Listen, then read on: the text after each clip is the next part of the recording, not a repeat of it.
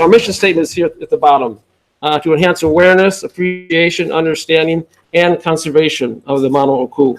We're going to talk a little bit about each one of those, but the focus tonight is going to be on the conservation. So what is the Hui manu-o-ku? First of all, it's an informal grouping of individuals, organizations, agencies, government, as well as a nonprofit that have an interest in the manu-o-ku. And by the way, manu-o-ku is simply the Hawaiian name for the bird, otherwise known as the white tern. And the thing that we all have in common is our interest and love for this very special bird. And one of the things that the Hui did shortly after setting ourselves up about 3 years ago was to commence a citizen science initiative to study the white tern population that lives right here amongst us in the greater Honolulu area. We're not doing it for science sake. We are attempting to understand birds so we can do a better job of coexisting, hosting them here in our city. And one of the things that we really take joy in doing is sharing what we're learning about these birds with others that live here in the greater Honolulu area as well. Because even though we're doing this on the basis of partnerships, as I say, with several other different agencies and organizations, some of whom you see right here.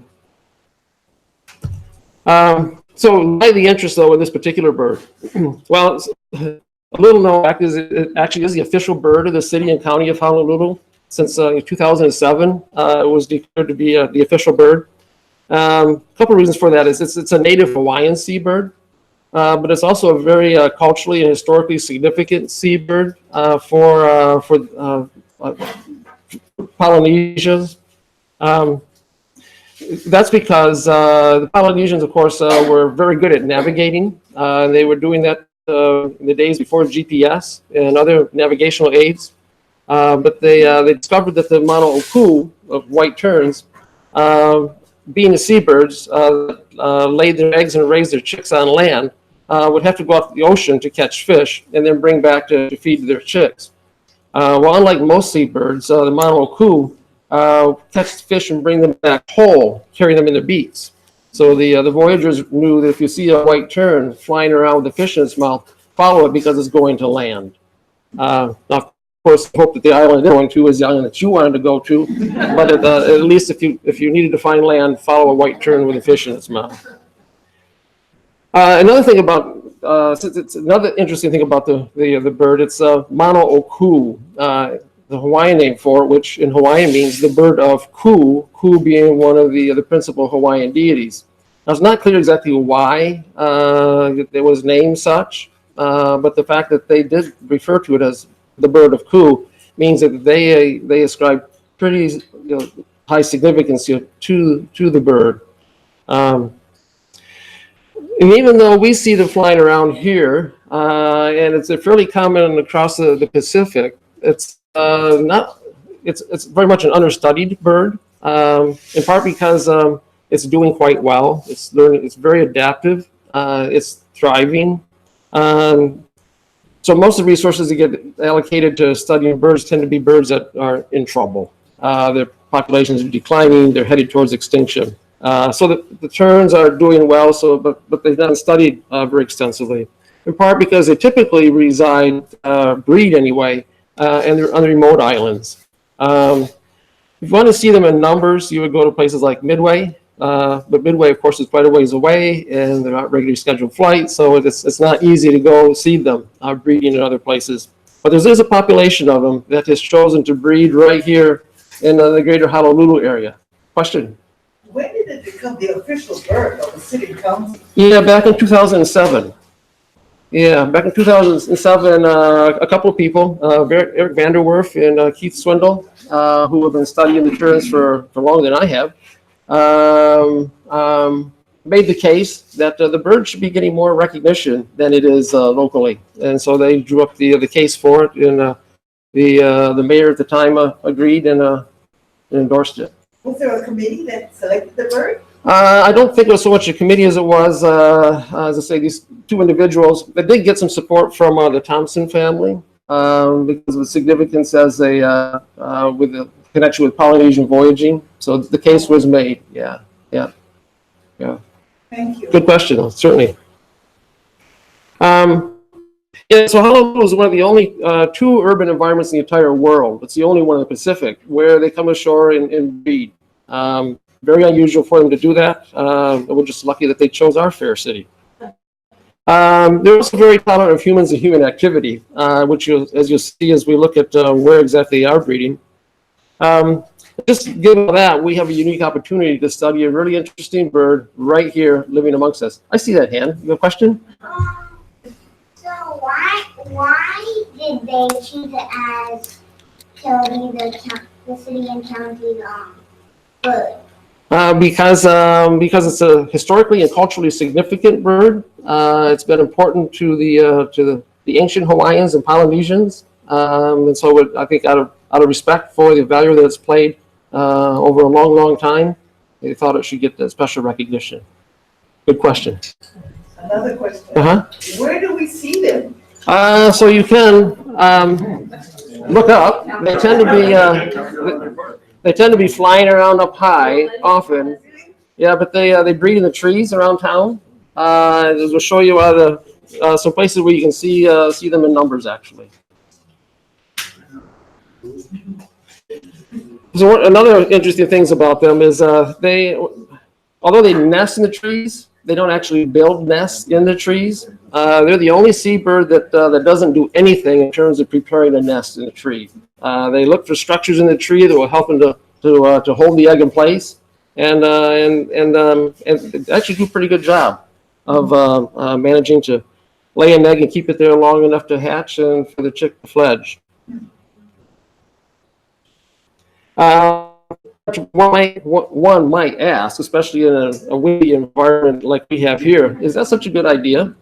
So the picture on the left is a white-turned adult on an egg. That's a position that they assume when they are incubating an egg.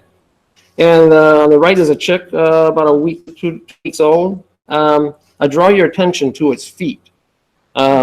The feet are disproportionately large, sort of like catcher's mitts with claws on the end of each digit. And they have those big feet and claws from the time they hatch. So from the time they hatch out of the egg, they are prepared with the equipment to stay in the tree. And I can tell you from experience, those little nails are sharp, and they will hold on tight.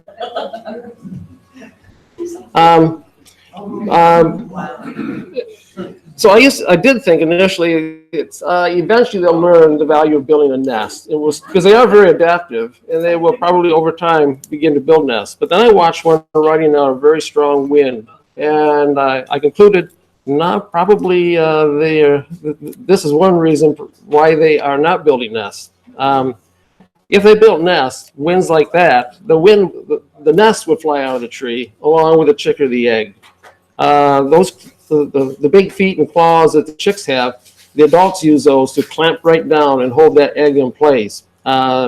So it's not unusual to see them just riding out strong winds like that, and all goes well for them. Yes. Can you find them in foster gardens? There are some in foster gardens. Yes, there are. Although it's not such a good place to look for them just because the trees are so high and they're really high up. But there are some places where I'll tell you about where you can see them right down low, almost eye level. Thank you. Certainly. As I mentioned, they're really okay with human activity. One of the places you can go and see them up close is the International Marketplace, of all places. Yeah, right down the heart of Waikiki. In fact, if you were to go up on the second level, where the escalator goes up to the third level, stand at the base of the escalator, sort of look off the 2 o'clock position on that branch about 8.5 feet up, there's a nesting spot. The 2 pictures on the left were taken of that particular nesting spot. And for three times now since they reopened the marketplace, that pair has laid an egg there, hatched the chick is fledged, and so they're quite okay with it. Thousands of people that are walking by, just beneath them. How many years is that? So the breeding season, I'll show you in just a minute. We're blessed in that here they breed essentially year round, although there is a peak to the breeding season, and we're sort of in the midst of it right now. Yeah, so what do we know about the Oahu population of white terns? They haven't always been here. They were here in the distant past, but for some period of time, they sort of disappeared from the historic record. The current population we date from 1961, when not far from here, a couple of nesting pairs was seen. Over time, their numbers have increased and the range has expanded. You can see the surveys that were done over time. The most recent complete one was done in 2016, and there we found over 2,300 birds. So if you go from like 2 in 1961 to 2,300 in 2016, that's about almost an 8% per year increase, which is quite good. So their population is thriving. Despite the fact that they don't lay eggs and they don't make nests to hold the eggs in place, their hatching rate for eggs that get laid is quite good, almost 70%. Overall breeding success, nearly 60%. And then even for those that do lose an egg or a chick, they are very resilient, and very often within a couple of weeks, they'll be on another egg. So even the losses that they do sustain, they quickly recover from and lay and try again. And even when they are successful, it's not unusual for them to go for 2 chicks. They only lay 1 egg at a time, raise 1 chick at a time.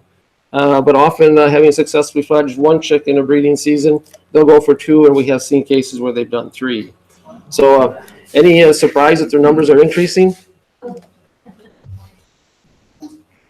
So we documented the terns using over 1,000 trees across the greater Honolulu area for nesting in. So there are a lot of them, and the number is growing steadily.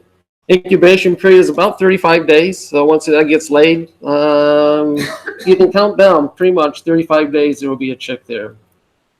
And then the fledging period is 6 to 7 weeks. You'll start seeing the chicks starting to fly around again. Yes, question? Are there any like bird predators that will eat the eggs or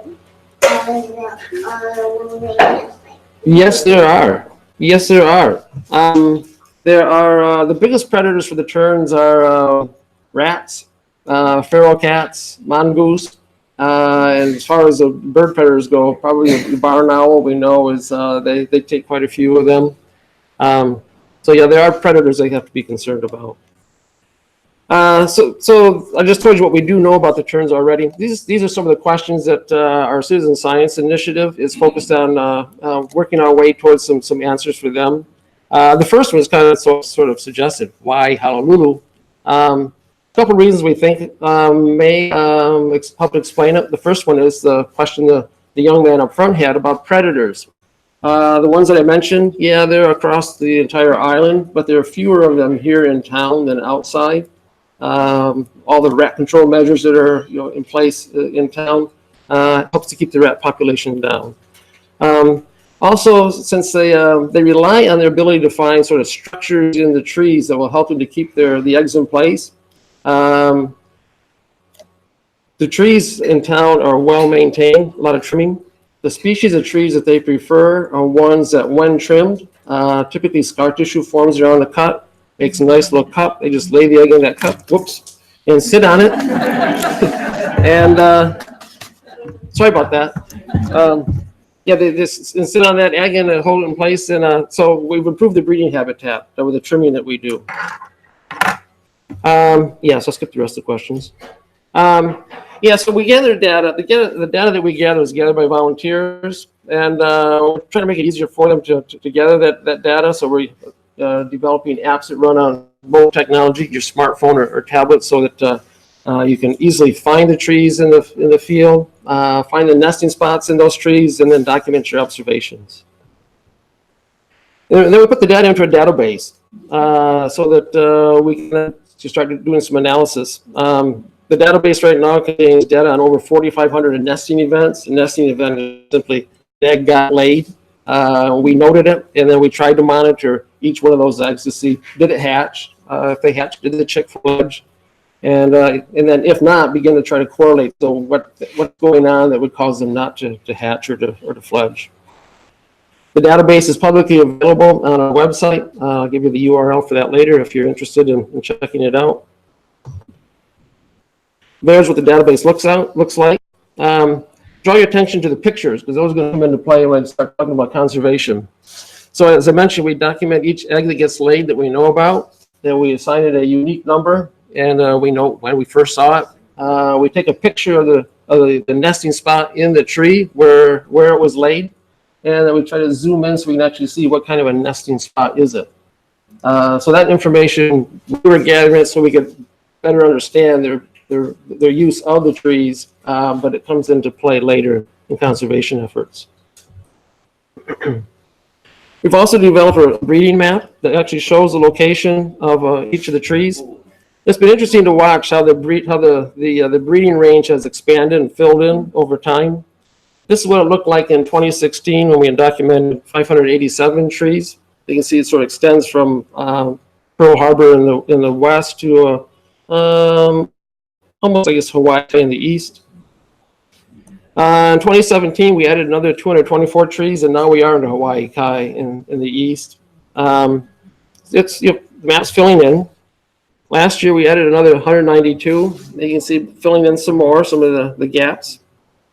This year, so this number is 76 for this year. That's old. We're pushing 100 already for this year.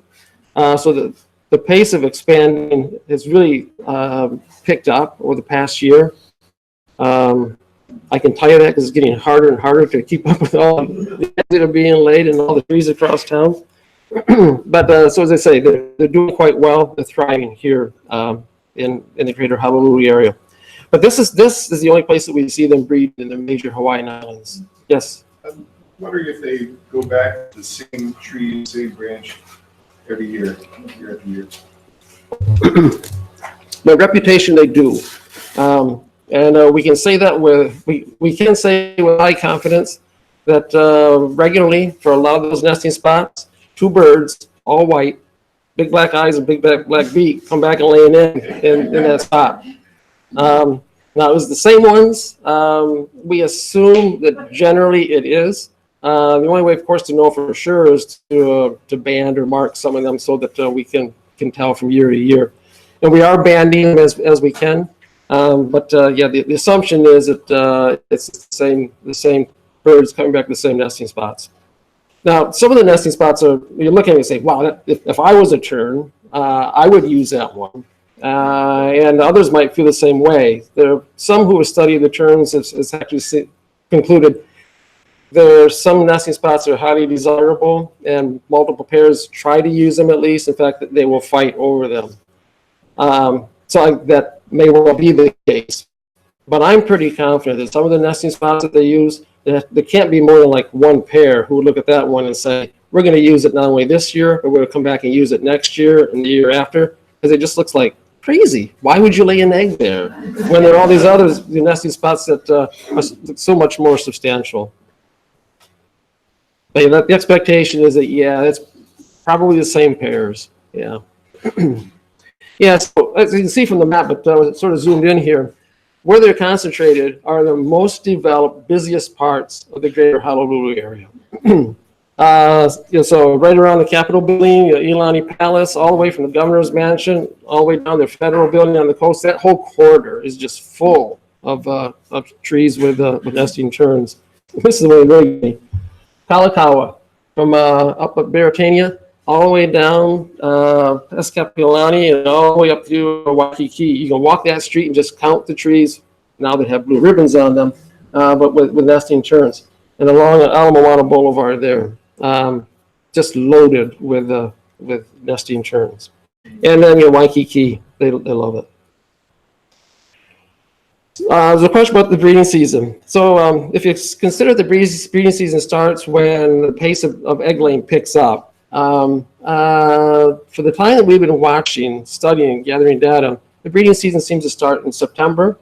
and then climb through the fall, winter, into the spring, and then taper off and sort of bottoms out in August, and then starts again in September.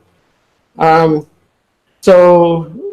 the point is, there is breeding throughout the year, which is especially important to know if you're a tree trimmer, because they are protected birds. If in the process of trimming a tree, you disturb the nest, it's a pretty substantial fine. So this is information that we've been trying to make available to the trimming companies, helping realize there really is no period, no time during which there are no terns nesting in trees in Honolulu. They're here year round. So here's some of the typical nesting spots that we see. Fork type, or closed loop as we call it, the branch type. The one on the bottom, that's the cup.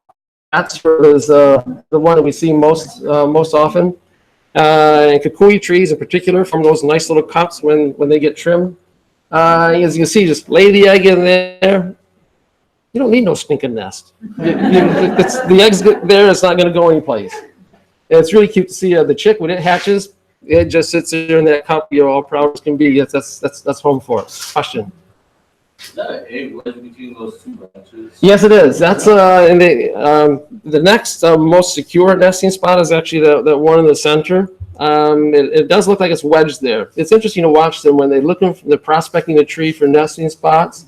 By the way, both the male and the female take turns the incubating, so they both have to be comfortable. The place where we're going to deposit our egg is one that we're both comfortable with. Getting on the egg, getting off the egg, we can maneuver around it, and the egg is going to be pretty secure there. Yeah, they use that type of nesting spot quite often. Once they find, those are the kind I think, okay, I understand. You found one, it worked well for you, you will remember where it was and come back and use it next year. Yes. Is the eggshell malleable at the time it's laid and hardens later because the squeeze looks like it's right. So that is a danger, that closed loop type nesting spot. If it's too tight, I have seen cases where the egg did get wedged in there, and they couldn't turn it, and it failed. So yeah. But they also really precarious nesting spots. So these are just a few of them. It's kind of like any twig will do for some of them, it seems. And why they use them once is beyond me. But why they would come back and use them year after year, that's why I'm thinking. Yeah, a lot of these that has to be the same pair. Why else would anybody else come use that spot? Because of the precarious nature of some of those nesting spots and the fact that it's pretty windy here. Chicks do fall out of the trees. And that's where we're getting more involved in conservation, I think, than we ever thought that we would be. But when you see a chick like that on the ground, you can't just walk by it. So people want to know, what can we do? So we're working to help people know, what they can do while we develop techniques, procedures that we can use to get them back up there in the tree. Yeah. Yeah. And I want to express appreciation to DLNR. When we saw what was happening, chicks falling out of trees, and we knew that people wanted to help out, but they didn't really know what they could do to help out. And we also saw tree companies getting in trouble for inadvertently disturbing nesting spots. We thought, this should be happening. We have data now. We know where the nesting spots are. We know when the nesting spots are active. And we mark those trees in some way. So we floated the idea of putting blue ribbons on the trees. We're just noting that's what's going on here. There's an active tern nest here. And the caution to trimmers, trim with caution. And the LNR said, yeah, we like that idea. In fact, we like it enough, we'll partner with you. So they buy the ribbon, they put their logo on it, and it's been a pretty successful program. But we're also trying to get the word out, helping people to know things that you can do. One thing I want you all to take away is that it's okay to touch one. There is a belief out there that if you touch a baby bird, that its parents will reject it. I don't know, with other species, maybe some will, but I can assure you the white tern's parents won't reject their chick if you touch it. In fact, if you touch it to help get it up off the ground, it would thank you. They would thank you if they could, because they see them on the ground, but there's nothing they can do either. So they need a helping hand. So I mentioned that we're partnering with a couple other organizations to for rescuing, rehabbing, and then the releasing of terns. I'll walk you through real quickly here, sort of that partnership and effort and things that we're doing. We, the Hui manu-o-ku, are focused on the front end of that. Since we have information about where the terns are nesting and the status of those nesting spots, we're pretty well equipped to figure out where they need to be put, so we can reunite them with their parents. So that's where we focus our efforts. So knowing where they are helps us to put them back in the trees. We've got people working with us who are applying their skills, one of which is an arborist who is a professional tree climber. We haven't found a tree yet that he's not capable of climbing, and a number of terns have benefited from his willingness to use his talents to reunite them with their chicks. This is a video that sort of tells the story in a nutshell. This chick looks wet. That's because it just hatched. About a year ago, we got a call from the Honolulu Art Museum there on Barricania. That a chick had been found at the base of this very tall tree. When they told me where they had found it, I knew exactly where it fell from, and I marveled that it survived the fall. And we got there and saw how small it was. I marveled even more that it survived the fall. Because apparently what it had done was it hatched earlier in the day, and the first thing it did in life was somehow roll over or take a misstep and fall some 60 feet to the ground. So they told me which tree it was. I knew immediately this was a really tall tree, and so we were going to need help from our arborist to get it back up there. So I called Lake he works for the Imua Tree Trimming Company. It's spelled IMUA. If you need any trimming done, I can highly recommend them. And Lake came, showed them the pictures of all the nesting spots. So we had one showed way up there on the top of that tree. There was that spot where that egg had been had hatched. And he climbed up, and then the chick goes up in the bag. And when he gets up there, Lake will place it right back there where it fell from. Now, all the time that this is going on, the parents weren't there, so they don't know what happened to the chick. Whenever a chick falls from the nesting spot, we're hoping, first of all, we get it back in the right place. And since we photo document, we feel pretty good that we're able to do that. But also, we can get it back quick enough that the parents don't give up waiting for the chick. That was Lake putting the chick back up in the tree, and within an hour or two, the adults did come back, on the chick. I'm not sure if they even had any idea what adventures the poor little guy had been through, but they quickly went off and got fish for him, and he survived and actually fledged from that spot. So he got off to a bad start, but things went better for him after that. Question? So, Excuse me, while you were on the topic of brand new chicks and falling out of trees, do they generally hatch open with parents in attendance? Oh yeah. That's really neat if you get to see it. Sometimes it's a rather protracted process. I mean, hours and hours. Just chick hatching in general, but with these guys, we notice it's very tender. There is actually communication between the chick and the parent. There's peeping going on, so the parents aren't surprised when the egg starts to hatch. And then to see how they assist as they can, but they realize this is something that can't be forced. The chick has to come out as on its terms and on its timing. But the tender way in which they help the chick support it after having sat on that egg for 35 days, it's really something to see. So generally there is an adult there. It's Yes. not like they've gone out to see. No. When they're incubating, that egg is being tended about 99% of the time. Yeah, and they do take turns, so it's one and the other. So it's they pay very close attention to that very precious egg. Yes. This little one. Oh, I'm sorry. Yes.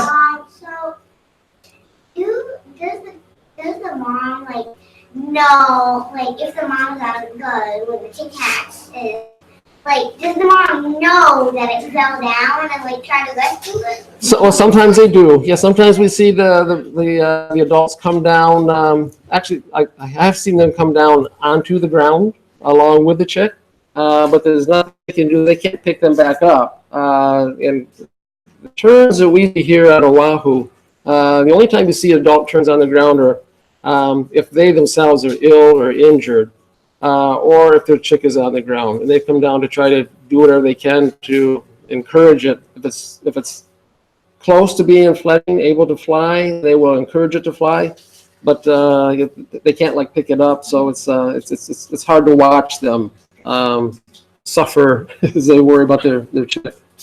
Yeah. Yeah, so that was a sort of textbook rescue example. Unfortunately, they don't all go that well. So we have some plan B sort of rescue scenarios where, for example, the nesting spot is known, but it's not. We can't reach it. So I said the lake can climb any tree that we've asked him to climb, but there are some parts in trees where even he would say, "I ain't going out onto that branch." The kuis, for example, they're pretty brittle and not a lot of strength. The further you get away from the trunk. So there are times when the lake will say, I can't put it back in that nesting spot just because it's not safe. So we have to have ways to deal with that. And then there are also times when a chick is found under a tree that we know in the past has had breeding in it, but we just weren't aware that there was an egg in a chick there this year. So some trees have multiple nesting events, like nesting spots, like the one at the International Marketplace. That's 15 that we've documented. You find a chick under that tree, which of the 15 could it be? So there are ways that we can sort of sort through those and figure it out. And there are times when chicks get dropped off, like the Humane Society or over at the zoo, and for whatever reason, people don't want to give the location of the tree. We're asking to please try to get that information, because that sometimes is the only thing that we have to go to get started with to try to reunite them with their parents. But that happens sometimes. And when the nesting tree can't be determined, we just don't know where to put it back. Then, if the chick is old enough that it could say thermoregulate, doesn't need to be brooded or nestled by its parents that like to stay warm. Then it can go right to the soft release part of the process, which I'll talk to you about in a minute. Sorry. Yeah, thermoregulate. So when chicks hatch, they aren't able to regulate their own body temperature. So they need help from their parents. Just as the parents sit on the egg to keep the egg warm, and actually to keep it from getting too warm here in the climate here.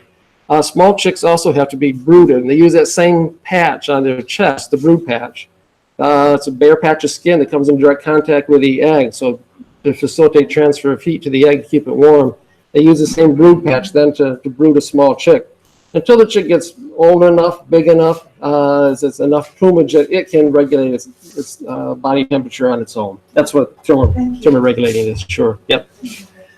Yeah, so once they're old enough to thermoregulate on their own, then they don't need like be put under heat lamps or on heating pads, which Hawaii Wildlife Center would do for small chicks. So when they're able to thermoregulate on their own, they're orphaned, we aren't able to reunite with their parents, they can go right to the soft release portion of the rescue process, which I'll talk to you about in a minute here. Now, otherwise, if it's injured or if it's too small, then they go to the Feather Fur Animal Hospital over in Kailua, and there they can begin to take care of them, provide for their needs as a small chick until they can be transferred to Hawaii Wildlife Center. Hawaii Wildlife Center, by the way, is actually on the Big Island. So tern chicks, injured terns that are found here, they get a ride on Hawaiian Air. I don't think they fly first class, but they take them anyway, and they get treated over at the Hawaii Wildlife Center. And then when they're about ready to rejoin the wild population here, then they're brought back and released back into the wild tern population. So as I mentioned, Plan B, we're usually dealing with a deficit of one thing or another. but we do a couple of clues that you can look for. One, if there's an adult sitting up in a tree with fish in its mouth, it's waiting for a chick. It just might be the chick that you have in your hand. And so we would try to put the chick back up close to that adult. Another thing you can look for is poop, fresh droppings. Because for the 6 to 7 weeks that the chick is sitting in the tree, it's doing two things.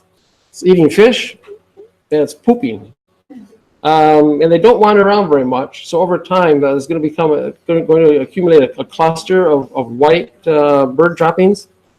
You've all seen bird droppings, but white tern droppings are very specific. The picture on the left, those are tern droppings. The picture on the left, those aren't tern droppings. Those are some other bird.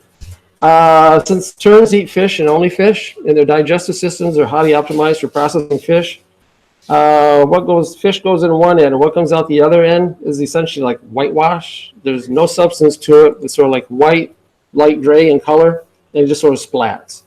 No seed shells, no other colors. It's just like white splats. The longer, of course, that chick sits up there, the more concentrated that cluster becomes. So you can almost sort of estimate the age of the chick by how much poop there is in there. And this one right here, that's a pretty good sized chick. The chick, by the way, is circled in red up above. So those are a couple of clues we look for. If you go to put a chick back in a tree and you don't know where it fell from, those are a couple of clues. And then once you identify, so where do we, this is the tree, and then that's roughly where we need to put it. So Lake is the guy on the left, we can call Lake, but even Lake realizes, there are places where I don't feel comfortable going to return a chick. So he's come up with a trapeze, and he's showing demonstrating the trapeze there. White terns are the chicks, if you can put them on a perch, they will just sit there. So we put them on this perch, throw a line up over the tree branch, pull the perch up, and when it gets up there, I understand a lot of species of birds do this, but white terns in particular, just touch them in the abdomen, and their natural inclination is to put the feet up onto whatever's touching them. So we pull the trapeze up, they're bumping on the branch up above, and just step right up onto it, and then we'll trapeze back down, and the chick is home. Yeah. So that works. That way, a lake doesn't have to climb all the trees, and in fact, we can sort of return terns to some of those high nesting spots without even having to bother a lake now. Lake isn't satisfied with the original design, so he's working on a PVC model right there on the lower right. It's collapsible, so you can carry it around in your purse. You can always be ready to put a chick in a tree. And we had a really interesting case. After the windstorm back in February, we had two chicks get knocked out of trees the same time, roughly the same age. One was at KCC, Kepling Community College, and the other one was down by Yalawai. This is the one that fell at KCC. You can see, it's small enough that it can't fly, so it's got several more to go in the tree. It was evaluated and found it had an injured knee, in fact, some broken toes as well. And so it just couldn't be put back in the tree. So there's a set of parents that's lost their chick. The chick was sent then off to Hawaii Wildlife Center, and it's doing quite well, actually. At the same time, we had a chick that was found under a tree over the Alawai Canal. We had no idea of any nesting in that immediate area. We searched, we couldn't find any droppings. Any droppings that were there probably were washed away by the rain during those storms. So here we got this orphan chick. We just don't know where to put it back. We won't put a chick back up in a tree if we don't know where the parents are, because they're just starved up there. And also we discovered, put these two chicks together, we can't tell them apart. In fact, we think we did mix them up a time or two. It occurred to us, we can't tell them apart. We know there's one set of parents that's lost their chick. We wonder if they could tell the difference.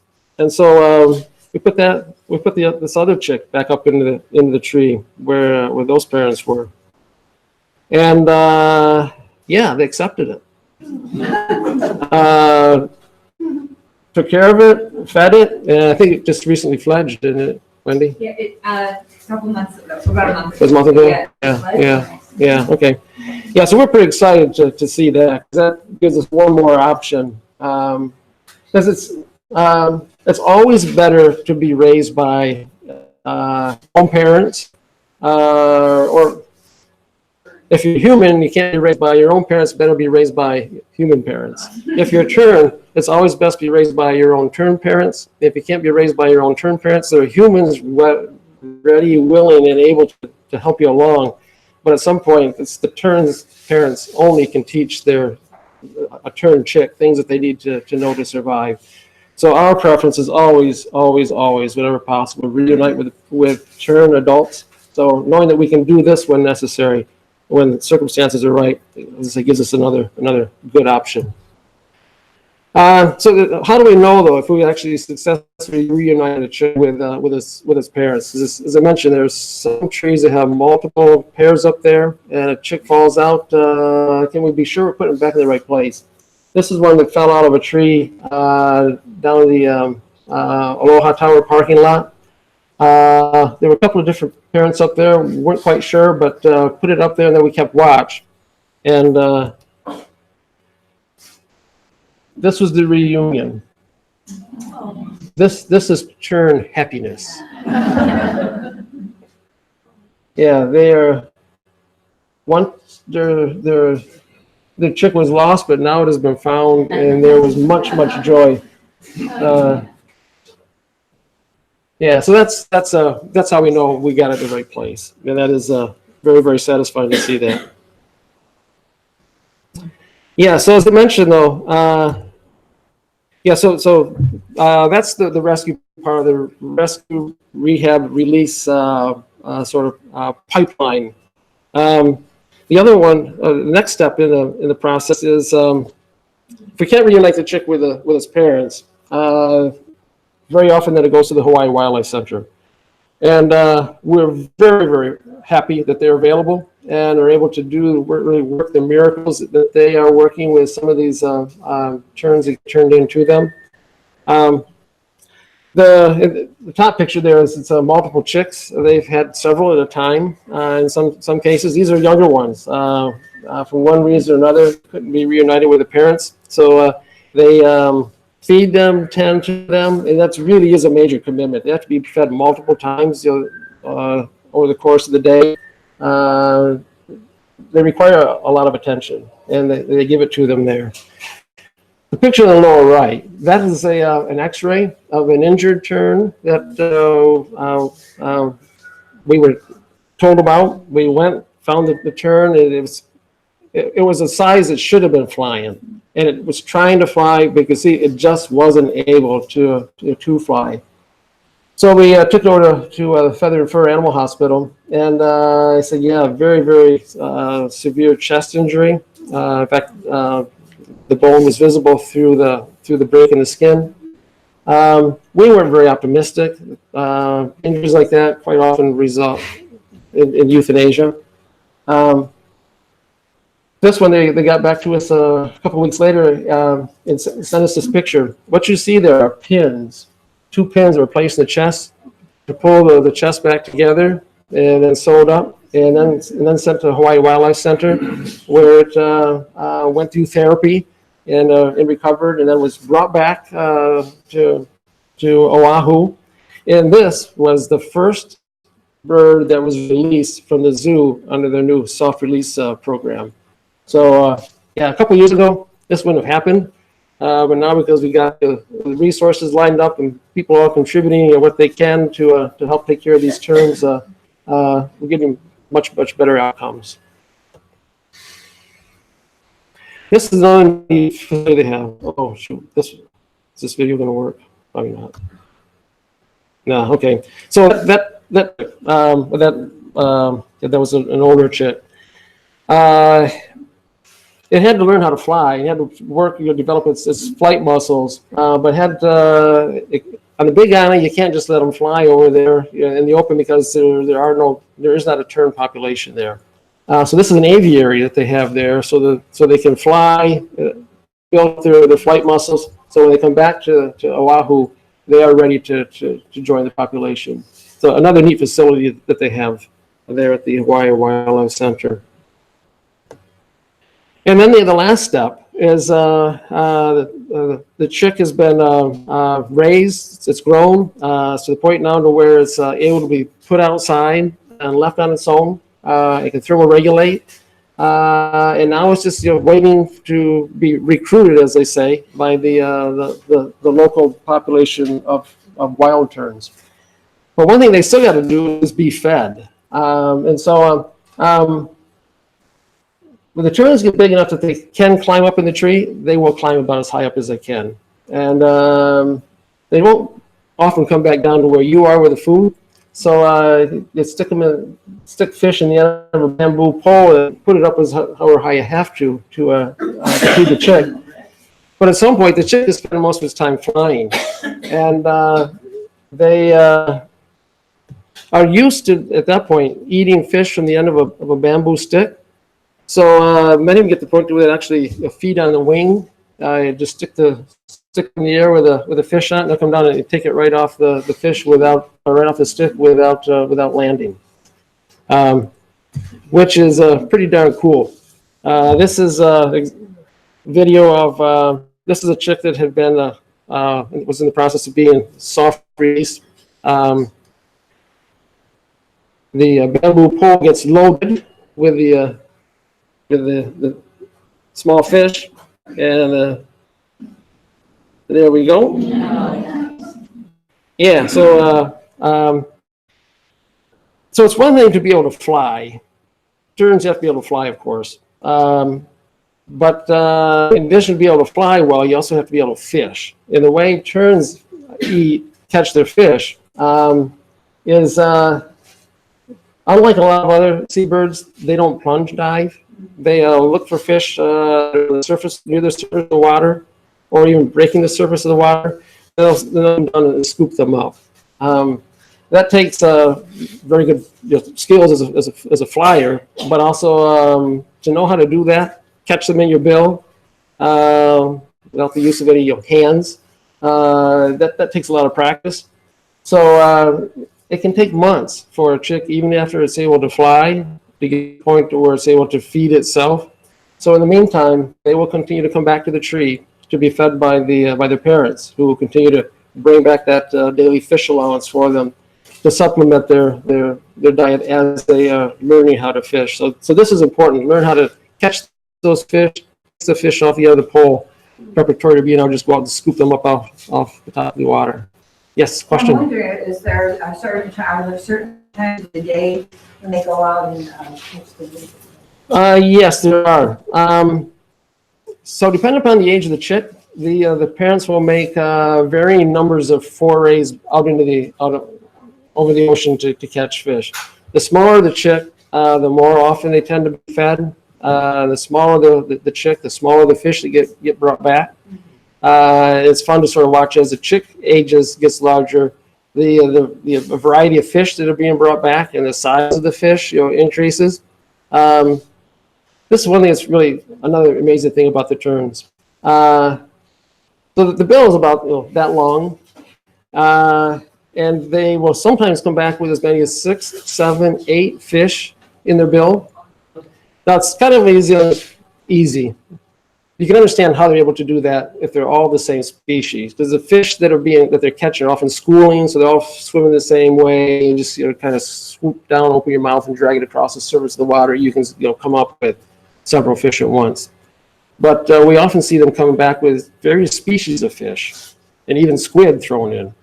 So they're obviously holding one, catching another, holding another, catching another. How they do that, yet to understand. So that would be done during their waking hours. Mostly during waking hours. Although, yeah, it has been said that their eyesight is excellent. It's been said that they actually can fish at night as well, especially on a moonlit night. And so, but it's typically during the day. Yes. Yeah. Uh-huh. I was wondering if there's a transitional period where they're learning to catch fish and being fed by the parent. Oh, yeah. Where there's some rejection in the nest of fish. I've never seen that. I have seen some where the adult will bring back a fish that the chick thinks, I'm thinking, is thinking, wait a minute, did you bring that back from my big brother or something? Because the fish just looks too big for the chick. Especially they call them half beaks, which are long, sort of like ribbon fish.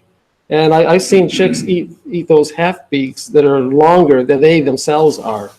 But they managed to get them down. But so sometimes they will sort of, hesitate and kind of, wonder. But the parents will help to feed it to them, and they manage to get it down. Yeah. The reason I'm asking is because I work at UH. Oh, you got a lot of them up there. Right outside Hemingway Hall, there's Yeah. a tree. Yeah.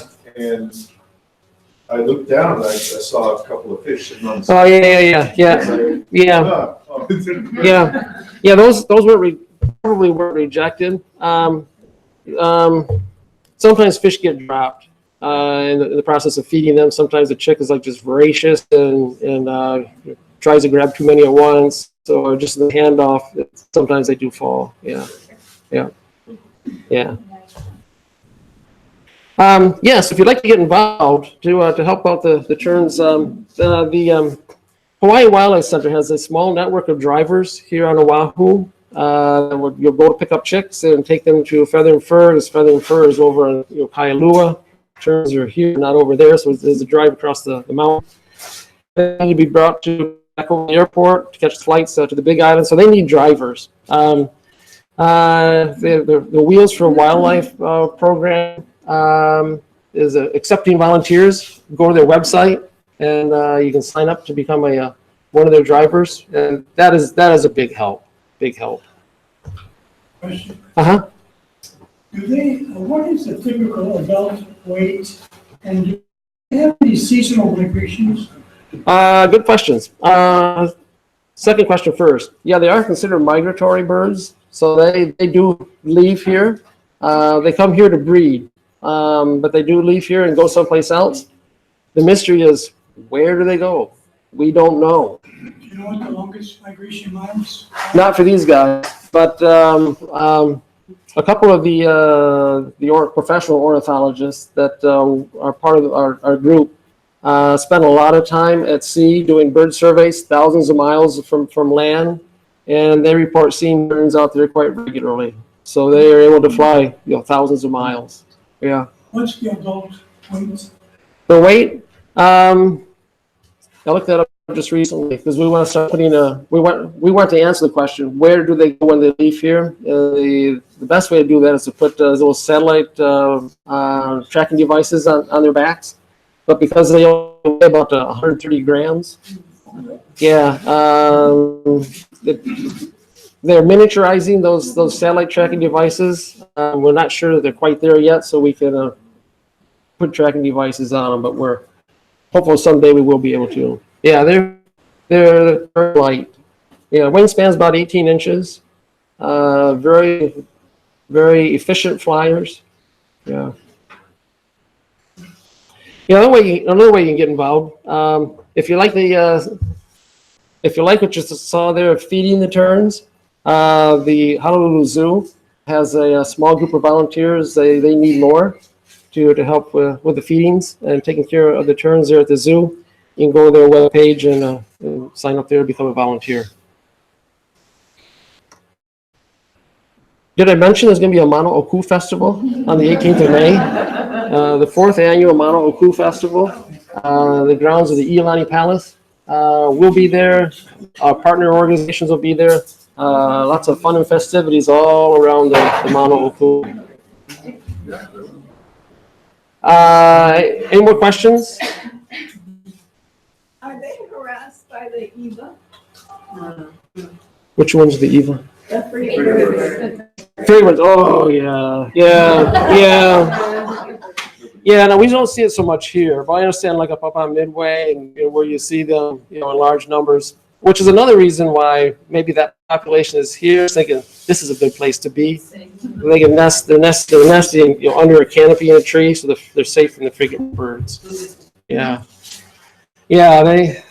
frigate birds catch chicks left, right, I'm told, where they can get them. Yeah, yeah, I've seen them fighting. yeah, There was one that seemed injured, say, Yeah. area, yeah, and two others were yeah. under attack. Right. Yeah. So that bill is really sharp, and they use it not only for catching fish and preening each other, which is really neat to see, but they use it for fighting as well. And I've seen them draw blood from each other, fighting over a nest spot or defending their space in a tree. Yeah, they're very protective. Oh, there is a behavior which causes some confusion when you see it. It's not unusual if you're out and about where the terns are nesting to have one come down and fly a circle around you and just sort of like hover right in front of you, kind of like manu-o-ku, eye-to-eye contact. People wonder, should I be concerned? So it depends. If there's a chick nearby, they may be coming down to sort of give you a message. You're getting close to my chick or my egg. Usually, though, if they're doing that, they're acting more aggressive towards you. They actually will dive bomb you. Usually, when they come down and do that, we think it's just because they're curious, and they are curious about us and what's going on below. But if you have a dog, and you take them, if you happen to be walking through an area where there are terns, it's very common for the terns to come down and fly circles around the dog. Again, we don't think that they're afraid of the dog, but just something about dogs that they're just curious about. Yeah. Your question. That exact thing happened to me. Yeah. And I was sitting on our roof. Yeah. And one came up Yeah. and Yeah. it circled me, and then it came right in. Yeah. Yeah. And it hovered Yep. right there Yep. with his Yep. eyes. And I started to wonder if Yeah. it was going to Yeah. peck me or Yeah. something. Yeah. No, they do that. Yeah. I get goosebumps. Yeah. It's I've had it happen to me a number of times. So It's you wouldn't have been more aggressive. If there was a nest around, and then I've been dive bombed also, where they will fly right at you and perhaps pull up at the last. I'm not sure because I ducked, and they came after me again. So there are times when, and then there was a nest spot there, and I was just too close, so they were uncomfortable. But it also seems to be sort of personality dependent. Some are just more protective that way. That same pair, I now know that tree, when they have an egg, just steer clear of it. But they will continue to do that even while the juvenile. I mean, the chick is older. They will continue to be that protective. And others are just sort of, yeah, whatever. Yeah.